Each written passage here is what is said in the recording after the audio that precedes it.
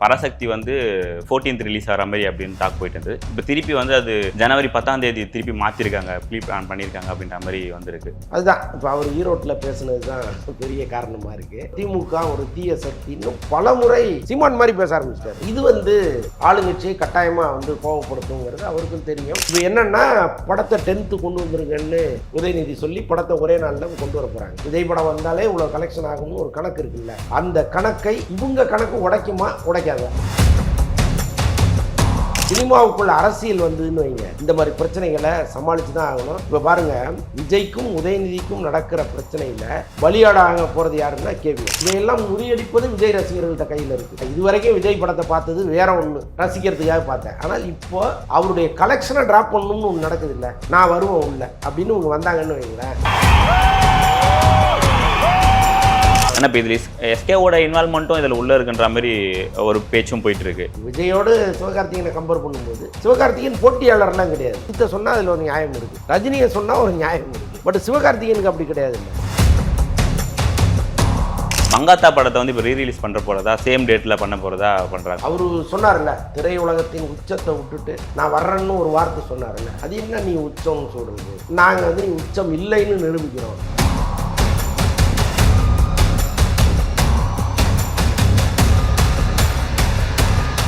Full on cinema நேயர்களுக்கு வணக்கம். இன்றைக்கி நம்ம கூட அந்தணன் சார் இருக்காரு, வாங்க அவர்கிட்ட பேசலாம். சார் வணக்கம் சார். வணக்கம். எப்படி இருக்கீங்க சார்? நல்லா இருக்கேன் சார். இப்போது ஹாட் நியூஸே என்னென்னா, இப்போ ஈரோட்டில் தளபதி அவர்கள் வந்து பேசினதுனால அகெயின் அந்த பராசக்தி வந்து 14th ரிலீஸ் ஆகிற மாதிரி அப்படின்னு டாக் போயிட்டு இருந்தது. இப்போ திருப்பி வந்து அது ஜனவரி 10ஆம் தேதி திருப்பி மாற்றிருக்காங்க, ப்ரீ பிளான் பண்ணியிருக்காங்க அப்படின்ற மாதிரி வந்திருக்கு. ஸோ என்ன காரணம் சார்? அது காரணம் அதுதான் இப்போ அவர் ஈரோட்டில் பேசுனது தான் பெரிய காரணமாக இருக்குது. ஆக்சுவலாக அரசியல்னு வந்துட்ட பிறகு நீங்கள் மூடி மறைச்சு அல்லது ஒரு வழவழா குடகுடா அரசியல் பண்ண முடியாது. ரொம்ப ஸ்ட்ராங்கான ஒரு அரசியல் தான் பண்ணி ஆகணும். அப்போ ஜனநாயகன் அதுக்கு முட்டுக்கட்டையாக இருக்குமேன்னு விஜய் நினச்சா அரசியல் பண்ண முடியாது. இதில் ஆரம்பத்திலே அவர் பிளான் பண்ணது என்னென்னா, ஜனநாயகனை முடிச்சுட்டு தான் நம்ம தீவிரமான அரசியலுக்குள்ளே இறங்கணும், அந்த படத்துக்கு எந்த வகையிலும் இடையூறு ஏற்பட்டுறக்கூடாதுங்கிறதுக்காக தான் அவர் ரொம்ப சாஃப்டாக அப்படியே ஆரம்பித்து ரொம்ப நாள் வந்து அதை பெரிய அளவு எடுத்துகிட்டே போகாமல் இருந்தார். அவருடைய கட்சியை வந்து ரொம்ப இன்னும் அந்த கட்சி தொடர்பான பணிகள் எல்லாத்தையுமே தள்ளி தள்ளி போட்டுக்கிட்டு இருந்தார். ஒரு பக்கம் ஜனநாயகன் முடிஞ்சுது, அதற்கப்புறமும் அவர் அமைதியாக இருந்ததுக்கு இதுதான் காரணம். ஆனால் ஒரு கட்டத்துக்கு மேலே தேர்தல் நெருங்கிட்டு இருக்கு, நாம் இனிமேலும் வந்து அமைதியாக இருந்தோம்னா ஒரு அரசியல் இங்கே பண்ண முடியாது. அப்போ ஜனநாயகன் எதுவாக இருந்தாலும் அந்த நேரத்தில் பார்த்துக்கலான்ட்டு தான் அவர் இறங்குறாரு. விக்கிரவாண்டியில் முதல் மாநாடு நடக்குது, அவரே எதிர்பார்க்காத அளவுக்கு ஒரு பெரும் கூட்டம் வருது. அதற்கப்புறம் அவர் இன்னும் தெம்பாகி அடுத்தடுத்து நிறையா பேச ஆரம்பிக்கிறார். அதனுடைய உச்சகட்டமாக தான் ஈரோட்டில் அவர் பேசினது. நடுவில் ஏன் வந்து அவர் இவ்வளவு ஆக்ரோஷமாக திமுகவை எதிர்த்தார் அப்படிங்கிறதுக்கு நிறைய காரணங்கள் இருக்குது. முக்கியமாக அந்த கரூர் சம்பவம், அதில் வந்து அவர் ஒரு கருத்து வச்சுருக்கிறார், மக்கள்கிட்ட ஒரு கருத்து இருக்குது, எதிர்க்கட்சிகள்கிட்ட ஒரு கருத்து இருக்குது, பத்திரிகையாளர்கள்ட்ட ஒரு கருத்து இருக்குது. இதெல்லாம் கலந்து நீதிமன்றம் என்ன சொல்ல போகுதுங்கிறது தான் இறுதி கருத்தாக இருக்க போகுது. பட் அவருக்குள்ள ஒரு கணக்கு ஒன்று வச்சுருப்பார்ல, இதற்கெல்லாம் காரணம் இவங்க தானே அவர் நினைக்கலாம் இல்லையா? அப்போ அதையெல்லாம் சேர்த்து தான் அங்கே வந்து அவர் ஆத்திரமாக பொங்குறாரு. அது வந்து ரொம்ப திமுக ஒரு தீய சக்தி இன்னும் பல முறை சீமான் மாதிரி பேச ஆரம்பிச்சாங்க. ஒரு கட்டத்தில் சீமான் ஆவி விஜய் உள்ளே வந்துருச்சோங்கிற அளவுக்கு பேச ஆரம்பிச்சிட்டாரு. இது வந்து ஆளுங்கட்சியை கட்டாயமாக வந்து கோபப்படுத்துங்கிறது அவருக்கும் தெரியும். அது ஜனநாயகனில் வந்து விடிஞ்சிருச்சு. ஆக்சுவலாக இந்த படம் ஒரே நாளில் திரைக்கு வரணும்னு முதல்ல பிளான் பண்ணும்பொழுது இந்த விநியோகஸ்தர்களும் திரையரங்க உரிமையாளர்கள் தான் கட்டையப்பட்டாங்க. நோ சார், அப்படி வரக்கூடாது. ஏன்னா துணிவு வாரிசு ஒன்றா வரும்போதே திரையரங்க உரிமையாளர்கள் ரொம்ப பேர் அப்படி கொண்டு வராதிங்க சார், இது எங்களுக்கு பெரிய லாஸ் ஆகும். ஏன்னா ஒவ்வொரு படமும் தனித்தனியாக வரும்பொழுது நாங்கள் ஒரு 1000 ஸ்க்ரீனில் அந்த படத்தை போடுவோம், எங்களுக்கு ஒரு பெரிய அளவு கலெக்ஷன் வரும். இப்போ ஒரே நேரத்தில் 2 சம நடிகர்கள் படம் வரும்பொழுது அப்படியே கலெக்ஷன் வந்து ஸ்ப்ளிட் ஆகும். அது வந்து தேவையில்லாத வேலை அப்படின்னு சொல்லும்போது, ஆனால் கேட்கல. அன்னைக்கு ரொம்ப உறுதியாக இருந்தாங்க. அதன் காரணமாக சில பிரச்சனைகள்லாம் வந்துச்சு. ஆக்சுவலாக வாரிசுக்கு வந்து படம் வந்து விமர்சன ரீதியாக சுமாராக இருந்தால் கூட ரசிகர்கள் தொடர்ந்து வந்துகிட்டு இருந்தாங்க. அப்போது ரெட் ஜெயண்ட் என்ன பண்ணாங்கன்னா துணிவு ரிலீஸ் பண்ணியிருந்தாங்க. அப்போ பல தியேட்டர்கள் என்ன பண்ணிட்டாங்க, வாரிசை தூக்கி சின்ன தியேட்டரில் போட்டு துணிவை பெரிய தியேட்டரில் போட ஆரம்பிச்சிட்டாங்க. அதில் விஜய்க்கு ஒரு பெரிய கோபம். யார் மேலேன்னா ரெட் ஜெயின் மேலே. அது பாட்டை என்ன போகுதோ அதுமாரி போக வேண்டியதானே. உடனடியாக ஒரு 4 நாள் 5 நாளில் நீங்கள் தேட்டரை மாற்றும் பொழுது அவர் கோவப்பட்டார். ஸோ இதெல்லாம் ஒரு பக்கம் நடந்துகிட்டு இருந்துச்சு. அப்போவே இது வந்து லேசான ஒரு பிரச்சனையாக ஸ்டார்ட் ஆச்சு. இப்போ என்ன நடக்குது அப்படின்னா, திரையரங்க உரிமையாளர்களே ஜனநாயகனை கொண்டு வாங்கன்னு சொல்கிற அளவுக்கு ஒரு சூழ்நிலை வந்துருச்சு. ஒரு பக்கம் விஜய் பேசுனது ரெட் ஜெயண்ட்டை வந்து கோபப்படுத்திருச்சு, அது தனி. ஆனால் திரையரங்க உரிமையாளர்கள் ஏன் வந்து பராசக்தியை கொண்டு வாங்க அப்படின்னு கேட்குறாங்கன்னா, அதற்கு பின்னால் ஒரு பிரச்சனை இருக்குது. என்னென்னா, இந்த விநியோகஸ்தர்கள் என்ன பண்ணுறாங்கன்னா, தியேட்டருக்காரங்கள்ட்ட பர்சன்டேஜ் பேசும்பொழுது உங்களுக்கு 20% எங்களுக்கு 80%ன்னு பேசுகிறாங்க. அதை வந்து தியேட்டருக்காரங்க விரும்பலை. என்னென்னா, பெரிய அளவு இவங்க வந்து தியேட்டர் அட்வான்ஸ் கொடுக்குறாங்க. இந்த படத்துக்கு வந்து எப்போவுமே விஜய் படங்கள்ங்கும்போது அவங்களுக்கு ஒரு உத்தரவாதமான வசூல் இருக்கும். அப்போ கடன் வாங்கியாவது இவங்க தியேட்டர் அட்வான்ஸ் கொடுப்பாங்க. அப்படி வந்து ஒரு பெரிய தொகையை கொடுக்கறதுக்கு அவங்க தயாராக இருக்கும் பொழுது, எங்களுக்கு 20% தான் நீங்கள் கொடுப்பீங்கன்னா அது நியாயமாங்கிறது அவங்களுடைய கேள்வியாக இருக்குது. அட்லீஸ்ட் 25% வந்தால் கூட உங்களுக்கு பிரச்சனை இல்லை. ஆனால் இந்த இழுபறியில் வந்து இவங்க ரொம்ப ஸ்ட்ராங்காக நின்றுட்டாங்க. கேவிஎன் நோ நாங்கள் வந்து 20% தான் உங்களுக்கு கொடுப்போம் அப்படின்ட்டு. ஸோ இந்த பிரச்சனையில் இவங்க என்ன பண்ணுறாங்க, பராசக்தி வந்துச்சுன்னா நமக்கு இன்னும் மேலும் ஒரு 5% அதிகமாக கிடைக்குமே அப்படின்ட்டு நீங்களும் வாங்க சார்ன்ட்டாங்க. இதுதான் ஒரு ஆரம்ப புள்ளியாக போயிடுச்சு. ஓகே. இப்போ என்னென்னா, படத்தை 10th கொண்டு வந்துருங்கன்னு உதயநிதி சொல்லி படத்தை ஒரே நாளில் கொண்டு வர போகிறாங்க. இப்போ கலெக்ஷன் வைஸ் நீங்கள் பார்த்தீங்கன்னா, விஜய் படம் வந்தாலே இவ்வளோ கலெக்ஷன் ஆகும்னு ஒரு கணக்கு இருக்குல்ல, அந்த கணக்கை இவங்க கணக்கு உடைக்குமா உடைக்காத, அதுதான் இப்போ வரப்போகிற டிபேட்டாக இருக்குது. சரி, இப்போ அதை விட ஒரு பெரிய தடையை இப்போ என்ன பண்ணுறாங்கன்னா, இப்போ தமிழ்நாட்டில் பெரிய ரசிகர்கள் கொண்டிருக்கவங்க வந்து 2 பேர் தான், விஜய் அஜித் அப்படின்றப்ப அப்போத்துலேருந்தே போயிட்டுருக்கு. ஸோ இப்போ பராசக்தி உங்களுக்கு வந்து பெரிய தடையாக இல்லைனாலும், இப்போ இவங்க என்ன பண்ணியிருக்காங்க, ஆல்ரெடி இவங்க எடுத்த மங்காத்தா படத்தை வந்து இப்போ ரீரிலீஸ் பண்ணுற போகிறதா, சேம் டேட்டில் பண்ண போகிறதா பண்ணுறாங்க. பட் அப்படி பண்ணும்போது இப்போது தேட்டர்கள் இன்னும் கம்மியாகும் ஜனநாயகனுக்கு. ஸோ அப்போ அவங்களுக்கு அந்த வசூல் ரீதியாகவும் மக்களோட ஃபுட்ஃபாலும் கம்மியாகுமா?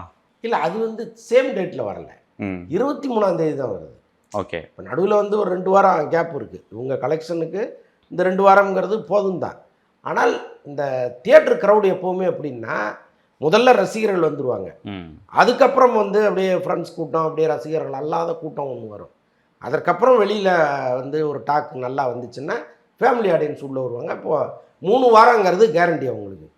இப்போ கிட்டத்தட்ட 2வது வாரம் முடிஞ்சோடனே 3வது வாரத்தில் இந்த மங்காத்தா வரும்பொழுது என்னென்னா, தியேட்டர் ஃபுல்லாக அதுக்கு அதிகமாக போட ஆரம்பிச்சிருவாங்க. அப்போது வந்து லேசாக கலெக்ஷன் ட்ராப் ஆகும்போதே படத்தை தூக்க ஆரம்பிச்சிருவாங்க. ஸோ இந்த மாதிரி ஆபத்துகள் கரெக்டாக பிளான் பண்ணி பண்ணியிருக்காங்க. அதுதான் இது என்னென்னா, அவர் சொன்னார்ல, திரையுலகத்தின் உச்சத்தை விட்டுட்டு நான் வர்றேன்னு ஒரு வார்த்தை சொன்னார்ல, அந்த வார்த்தை இங்கே ஒரு பெரிய வார்த்தையாக அவங்களுக்கு இருக்குது. அது என்ன நீ உச்சம்னு சொல்கிறது, நாங்கள் வந்து நீ உச்சம் இல்லைன்னு நிரூபிக்கிறோம் அப்படிங்கிறதுக்காக சில விஷயங்களை செய்கிறாங்க. எல்லாத்துக்கும் பின்னாடி இப்போ சினிமா வந்து தனியாக இயங்குச்சுன்னா எப்போவுமே இங்கே பிரச்சனை இல்லை. சினிமாவுக்குள்ள அரசியல் வந்ததுன்னு வைங்க, இந்த மாதிரி பிரச்சனைகளை சமாளித்து தான் ஆகணும். இப்போ பாருங்கள், விஜய்க்கும் உதயநிதிக்கும் நடக்கிற பிரச்சனையில் பலியாடாக போகிறது யாருன்னா கேவிஎன். ஓகே. அந்த நிறுவனம் இங்கே வரும்பொழுது அவங்களுக்கு ஒரு தயக்கம் இருந்துச்சு. ஏன்னா விஜய் கட்சி ஆரம்பிக்க போகிறேன்னு சொல்கிறாரு, நாளைக்கு நம்ம படம் ரிலீஸ் ஆகும்போது என்ன நடக்கும்னு தெரியலையேன்னு அவங்க நினச்சி வரும்போது விஜய் அவங்களுக்கு ஒரு உத்தரவாதம் கொடுத்தாரு, நீங்கள் எதுக்கும் பயப்படாதீங்க, ஒருவேளை நாளைக்கு வந்து இந்த படம் ரிலீஸ் ஆகும்போது ஏதாவது ஒரு பிரச்சனை வருது, ஒரு இடையூறு வருது, அதனால் உங்களுக்கு ஒரு நஷ்டம் வருதுன்னா அது என்னவோ நான் பார்த்துக்கிறேன்னு சொல்லி தான் அவங்கள வந்து அன்றைக்கி கமிட் பண்ணார். ஸோ அதனால் இவ்வளவு பிரச்சனைகளும் நடந்தால் கூட அவங்க இதையெல்லாம் முறியடிப்பது விஜய் ரசிகர்கள்ட்ட கையில் இருக்குது. ஆமாம். ஒருவேளை படம் சூப்பராக இருக்குன்னு வைங்க, ஜனநாயகன் படம் சூப்பராக இருக்குது, நாங்கள் திரும்ப 5 தடவை பார்ப்போம்னு ரசிகர்கள் ஒவ்வொருத்தருமே 5 தடவை வந்துச்சுன்னா அதோட கலெக்ஷனே வேறு. ஸோ இப்போ ரசிகர்கள் ஒரு பக்கம் அந்த படத்தை காப்பாற்றி கொண்டு போகணும். இன்னொன்று ஃபேமிலி, இப்போ நம்ம பார்க்குறோம் பல ஊர்களில் விஜயை பார்க்க எங்கெங்கேருந்தோ பெண்கள் வராங்க, எமோஷ்னலாகி அழறாங்க. ஆமாம். இப்போ சில பெண்கள்லாம் பார்க்கும்போது விஜய் அண்ணாவை பார்க்க வந்தேன்னு சொல்லும்போதே அவங்களுக்கு கண்ணில் கண்ணீர் வருது. ஸோ அந்தளவுக்கு ஒரு பாண்டிங்கோடு அவங்க இருக்காங்க. இப்போ அவங்கெல்லாம் வந்து திமுன்னு தியேட்டருக்கு வர்றாங்கன்னு வைங்க, இது என் கடமைடா, இந்த படத்தை பார்க்குறது என் கடமை, நான் இதுவரைக்கும் விஜய் படத்தை பார்த்தது வேற ஒன்று, ரசிக்கிறதுக்காக பார்த்தேன், ஆனால் இப்போது அவருடைய கலெக்ஷனை ட்ராப் பண்ணணும்னு ஒன்று நடக்குது இல்லை, நான் வருவேன் உள்ள அப்படின்னு இவங்க வந்தாங்கன்னு வைங்களேன், அது ஒன்றும் பண்ண முடியாது. ஓடிட்டு இருக்கிற ஒரு படத்தை தூக்கும் பொழுது தியேட்டருக்காரர்களே யோசிப்பாங்க, எதுக்கு ஓடிட்டு இருக்கிற படத்தை நம்ம எடுக்கணும், அது வந்து தொழிலில் நியாயம் கிடையாது அப்படின்னு அவங்களே நினைப்பதற்கெல்லாம் வாய்ப்புகள் இருக்குது. பட்டு எதிர்காலம் இன்னும் கொஞ்ச நாள் தானே இருக்குது, பார்க்க தானே போகிறோம். சார் இப்போ அடுத்ததாக வந்து இப்போ நமக்கு இப்போ தளபதியோட லாஸ்ட் படம் இது. ஸோ இப்போ தமிழ் மக்கள் மத்தியில் நிறைய வரவேற்பு இருக்குது, எல்லாருக்கும் எதிர்பார்ப்பு இருக்குது. ஸோ அப்படி இருக்கும்போது ஆடியோ லான்ச் வந்து இப்போ மலேசியாவில் வச்சுருக்காங்க. ஸோ இது நிறைய ஃபேன்ஸுக்கு வந்து ரொம்ப ஒரு ஏமாற்றம் தானே. ஸோ மலேசியாவில் வைக்கிறதுக்கு காரணம் என்ன? இவங்க தமிழ்நாட்டில் வைக்கிறதுக்கு பிளான் எதுவும் பண்ணலையா, முயற்சிகள் எதுவும் பண்ணலையா? இல்லை, ஆக்சுவலாக இது வந்து மாஸ்டர் படம் எடுத்தாங்க இல்லையா, அப்போலேருந்தே இந்த படத்தினுடைய ஆடியோ லான்ச்சை மலேசியாவில் பண்ணணும்னு விரும்பிகிட்டே இருக்காங்க. ஓகே. ஏன்னா அங்கே வந்து மாலிக்னு ஒரு பெரிய டிஸ்ட்ரிபியூட்டர் அவர் வந்து விஜய் படத்தினுடைய ஆடியோ லான்ச்சை அங்கே பண்ணணும்னு தொடர்ந்து கேட்டுகிட்டே இருக்கார். ஒவ்வொரு முறையும் ஏதோ ஒரு காரணத்தினால அவங்க தள்ளி தள்ளி போட்டுக்கிட்டு இருக்காங்க. இது கடைசி படம் சார், கட்டாயமாக நீங்கள் வந்து ஆடியோ லான்ச்சு இங்கே பண்ணணும், நான் 1 கோடி ரூபா எக்ஸ்ட்ரா தரேன். ஆடியோ லான்ச் இங்கே பண்ணுறீங்கன்னா 1 கோடி ரூபா நான் எக்ஸ்ட்ரா தரேன், இல்லைன்னா 1 கோடி ரூபா குறைச்சிட்டு தான் கொடுப்பேன்னு சொல்லி தான் அவர் வந்து அந்த படத்தையே வாங்குறாரு. அப்போ சரி ரைட்டு அங்கே பண்ணிவிடுவோம் அப்படின்னு அவங்க பண்ணுறாங்க. இப்போது இன்றைக்கி இருக்கிற டெக்னாலஜியில் நீங்கள் எங்கே நிகழ்ச்சி நடந்தாலும் நம்ம உடனுக்குடன் பார்க்க போகிறோம். ஸோ அதனால் அதில் வந்து ஒரு பெரிய தடை வந்து நம்ம ரசிகர்களுக்கு இருக்க போகிறதுன்னு வைங்க. ஏன்னா சார் இப்போ மலேசியாவில் பார்த்தீங்கன்னா ஃபேன் பேஸ் வந்து கம்மி தான். ஸோ இப்போ அவ்வளோ பேர் க்ரௌடு அங்கே திரட்ட முடியுமா, அவ்வளோ ஃபுட்பால் வருமா? நீங்கள் இப்போவே ஆல்மோஸ்ட் ஃபுல்லாகி போட்டீங்க டிக்கெட்லாம். அதாவது அந்த அனௌன்ஸ் பண்ணாங்க பார்த்தீங்களா, ஓகே, அதுலேருந்து கிட்டத்தட்ட ஒரு 5 மணி நேரம் 6 மணி நேரத்துக்குள்ள மொத்தமும் விற்று தீர்ந்து போச்சு. ஸோ அந்த அளவுக்கு வந்து உலகம் முழுக்க இருக்கிற விஜய் ரசிகர்கள் பெரிய ஆர்வத்தோட கிளம்பி மலேசியாவுக்கு வந்துட்டு இருக்காங்க. அது இல்லாமல் ஜிடி ஹாலிடேஸ் வந்து ஒரு ஆஃபர் ஒன்று கொடுத்தாங்க.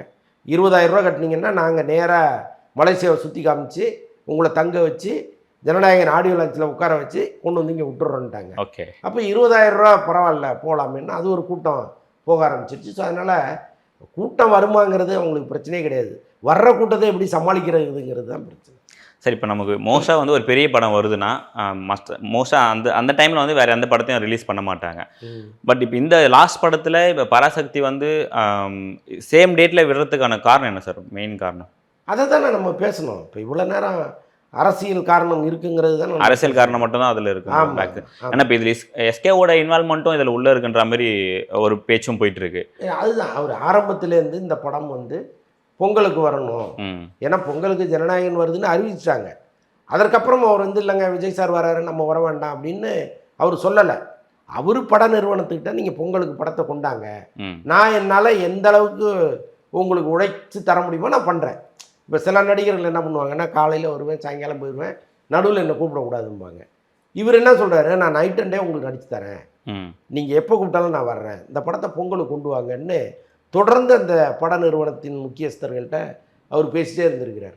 அதுதான் இன்றைக்கி வந்து நமக்கு தகவலாக வரும்பொழுது ஷாக்காக இருக்குது. ஏன்னா விஜய் வந்து சிவகார்த்திகேயனை அப்படி நினைக்கல, அவர் ஒரு தம்பியாக தான் நினைக்கிறாரு. இன்னொன்று அவர் போட்டியாகவே எப்போவுமே நினைக்கல, போட்டியும் கிடையாது. விஜயோடு சிவகார்த்திகேயனை கம்பேர் பண்ணும்போது சிவகார்த்திகேயன் போட்டியாளர்லாம் கிடையாது. செம்ம அஜித்தை சொன்னால் அதில் ஒரு நியாயம், ரஜினியை சொன்னால் ஒரு நியாயம் இருக்குது. போட்டியாளர், ஒரு சம அளவு கூட்டத்தை கூட்டக்கூடிய ஒருத்தர், உயிரை கொடுக்கக்கூடிய ரசிகர்கள் லட்சக்கணக்கில் இருக்காங்கன்னா அது வந்து ரைட்டு. அது வந்து விஜயோடு கம்பேர் பண்ணும்போது அஜித்துக்கு இருக்காங்க, ரஜினிக்கு இருக்காங்க. பட் சிவகார்த்திகேயனுக்கு அப்படி கிடையாது. இல்லை, சிவகார்த்திகேயன் மோதினாருதுன்னா அவருக்கு ஈக்குவலான ஆடலோட மோதினா அது கரெக்டாக இருக்கும்.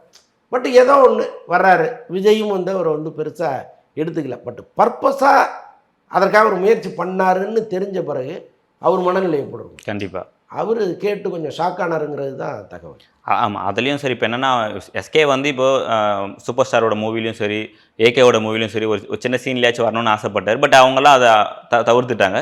பட் அதே வந்து தளபதி இதில் இவர் ஆசைப்படும் போது தளபதி அது பெரிய நன்மையாக பண்ணார். நீங்கள் ஆல்ரெடி ஒரு இன்டர்வியூ நாங்கள் பார்த்துருந்தோம் அதை. ஸோ அப்படி இருக்கும்போது இது மக்கள் மத்தியிலையும் ஃபேன்ஸ் மத்தியிலும் எஸ்கே மேலே ஒரு பெரிய கோவத்தை கொண்டு வந்திருக்கு. ஸோ இப்போ அப்படி இருக்கும்போது பராசக்திக்கு அந்த ஃபுட்பால் போகுங்களா இல்லைங்க? பராசக்தியை பொறுத்தளவுக்கு பிரமாதமான படம். அந்த கண்டென்ட் வச்சு தான் அவங்க உண்மையாக ஒரு தைரியமாக இருக்காங்க. இது வந்து இப்போ சிவகார்த்திகேயன் வந்து சீமராஜா மாதிரி ஒரு படத்தை பண்ணிட்டு இந்த போட்டியை போட்டிருந்தாருன்னு வைங்களேன், ஒரே நாளில் அது தகர்ந்து போயிருக்கும். பட் பராசக்திங்கிற படம் அவ்வளோ டெப்த்தான ஒரு படம். அது கட்டாயமாக ஒவ்வொரு தமிழர்களும் பார்க்க வேண்டிய படம். அது 60களில் நம்முடைய மாணவர் எழுச்சி எப்படி இருந்ததுங்கிறத ரொம்ப தத்ரூபமாக அந்த படத்தில் சுதா கோங்கரா சொல்லியிருக்காங்க. அதற்காக பயங்கரமாக மெனக்கட்டுருக்காங்க. அன்றைக்கி பேசும்போது சொல்கிறாங்க, இந்த படத்தை உருவாக்குவதற்கே 3 வருஷம் அவங்க உழைச்சிருக்காங்க. இன்னொன்று வந்து சிதம்பரம் கடலூர் பகுதிகளில் தான் அந்த அண்ணாமலை யூனிவர்சிட்டியை சுற்றி தான் அந்த போராட்டம் ரொம்ப ஹெவியாக இருந்துச்சு. அந்த பகுதிக்கே போய் அவங்க கிட்டத்தட்ட ஒரு 6-7 மாதம் ஹோம்ஒர்க் பண்ணியிருக்காங்க. ஸோ அப்படி தான் இந்த ஸ்கிரிப்டை அவங்க உருவாக்கி உயிரோட்டமாக இன்றைக்கி படமாக்கிட்டாங்க. அப்போ அவ்வளவு பலமான கண்டென்ட் வருது. சார் இப்போ நம்ம பிரதீப் ரங்கராஜன் மூவி வந்து தள்ளி போயிட்டே இருக்குது. அதுக்கு காரணம் என்ன சார்? அது ஒரு முடிவு வராதுங்களா அந்த ரிலீஸ்க்கு? இல்லை, ஆக்சுவலாக எல்ஐகே படத்தை தான் நீங்கள் கேட்குறீங்க. அந்த படத்தினுடைய டிஜிட்டல் இன்னும் விற்கலை. அது ஒரு பக்கம் பிரச்சனை. இன்னொரு பக்கம் வந்து ஃபஸ்ட் காப்பி பேசிஸில் தான் விக்னேஸ்வரன் அந்த படத்தை பண்ணார். இப்போ லலித்துக்கும் அவருக்குமான ஒரு கொடுக்கல் வாங்கல் பிரச்சனை ஒன்று இருக்குது. அதை அவங்க தொடர்ந்து பேசிகிட்டு இருக்காங்க. ஸோ அது எப்போ ஃபைனல் ஆகுதோ அது ஒன்று இருக்குது. பட் என்ன இருந்தாலும் அவங்க வந்து ஒரு டேட்டு ஃபிக்ஸ் பண்ணிட்டாங்க. இப்போ வந்து ஜனவரியில் கொண்டு வரணுன்னாங்க, அப்புறம் பிப்ரவரி 14னாங்க, ஏதோ டிசம்பரில் கொண்டு வரணுன்னாங்க. இப்போ பிப்ரவரி 12th வர மாதிரி அவங்க பேசியிருக்காங்க. அதுக்கு வரத்துக்கு மேக்ஸிமம் வாய்ப்புகள் இருக்குது. அடுத்ததும் வாவாத்தியார் அதுவும் வந்து பார்த்தீங்கன்னா முன்னாடி நடந்து தள்ளி போயிருக்கு. அதுக்கு காரணம் என்ன சார் இருக்கும்? இல்லை, அது பெரிய ஃபினான்ஷியல் பிரச்சனை. ஓகே. ஆக்சுவலாக அந்த தயாரிப்பாளருக்கு வந்து பெரிய அளவு கடன் இருக்குது. ஒரு பக்கம் கங்குவா பண்ணதில் ஒரு பெரிய அளவு கடன், அதற்கு முன்பு அவர் பண்ண படங்கள் எல்லாம் கொஞ்சம் சரியாக போகாததுனால எல்லாமா சேர்ந்து வந்து நிற்கிது. இப்போ இந்த வாவாத்தியார் படத்துக்கு இருக்கிற பிரச்சனை ஒரு பெரிய பிரச்சனையாக இருக்குது. நீதிமன்றம் வந்து ஒவ்வொரு முறையும் என்ன பண்ணும், சில சலுகை கொடுக்கும். நீங்கள் படத்தை ரிலீஸ் பண்ணுங்கள், கலெக்ஷனை கொண்டு வந்து கோர்ட்டில் கட்டுங்கம்பாங்க. பட் இந்த முறை என்ன பண்ணிட்டாங்க, உறுதியாக அதெல்லாம் கிடையவே கிடையாது, என்ன கடனோ அதை முதல்ல கொண்டு வந்து கட்டிட்டு அப்புறம் படத்தை ரிலீஸ் பண்ணுங்கன்ட்டாங்க. ஸோ அதை புரட்டுவதற்கான பிரச்சனைங்கிறது பெருசாக இருக்குது. சார் இப்போ நம்ம ஜனநாயகன் வந்து பார்த்தீங்கன்னா சேட்டலைட் ரைட்ஸ் வந்து ஜிடி வாங்கியிருக்கு. பட் ஆனால் சன் டிவி வந்து இது அப்ரோச் கூட பண்ணல, சேட்டலைட் ரைட்ஸ் வாங்குறதுக்கு அப்ரோச் கூட பண்ணல இந்த வாட்டி அப்படின்ற மாதிரி இருக்குது. அது உண்மையா சார்? அது பண்ண மாட்டாங்க இல்லைங்க. படமே அவங்களுக்கு எதிரான படம். விஜய் வந்து விஜய் படங்களை தொடர்ந்து நம்ம சன் டிவியில் பார்த்துட்ருப்போம், கேடிவியில் தொடர்ந்து போட்டுகிட்டே இருப்பாங்க. இப்போ தேர்தல் வரைக்கும் விஜய் படங்களை போடாதீங்கன்னு சொல்லியிருக்காங்க. ஏன்னா இப்போ அதை பார்க்குற யாரோ ஒருத்தர் வந்து அடடா விஜய் இவ்வளோலாம் பண்ணுறாரா, அவருக்கு ஒரு ஓட்டு போடுவோம்னு நினச்சிட்டாங்கன்னு வைங்களேன். அது வந்து அவங்களுக்கு வச்சு அது செய்ய மாட்டாங்கல்ல. அப்போ தேர்தல் வரைக்கும் போடாதீங்கன்னு சொன்னவங்க எப்படி ஜனநாயகன் படத்தை விலை கொடுத்து வாங்குவாங்க? ஸோ அதனால் அதுதான் காரணம்.